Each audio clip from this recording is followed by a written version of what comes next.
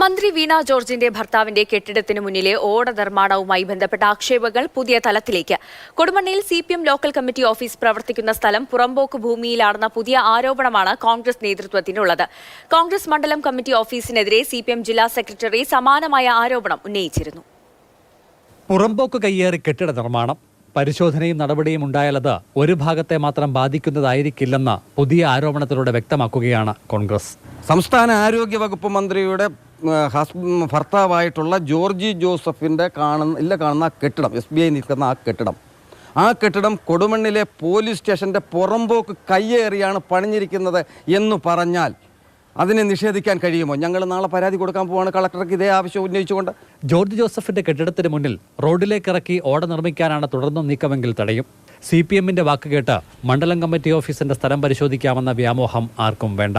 ശരീരത്തു കൂടി ചവിട്ടി അരച്ച് മെതിച്ചല്ലാതെ ഒരുത്തിനും കയറി ഈ ഓഫീസ് അളക്കാൻ പറ്റത്തില്ല. ഞങ്ങളുടെ അനുമതി ഇല്ലാതെ അളക്കാൻ ധൈര്യവും തൻ്റെയിടമുള്ള റവന്യൂ ഉദ്യോഗസ്ഥന്മാരുണ്ടെങ്കിൽ വരട്ടെ, അപ്പം നമുക്ക് കാണാം. അതേസമയം ലോക്കൽ കമ്മിറ്റി ഓഫീസ് പ്രവർത്തിക്കുന്ന സ്ഥലം വില കൊടുത്ത് വാങ്ങിച്ചതാണെന്ന് CPM Kodumon area secretary AN Saleem പ്രതികരിച്ചു.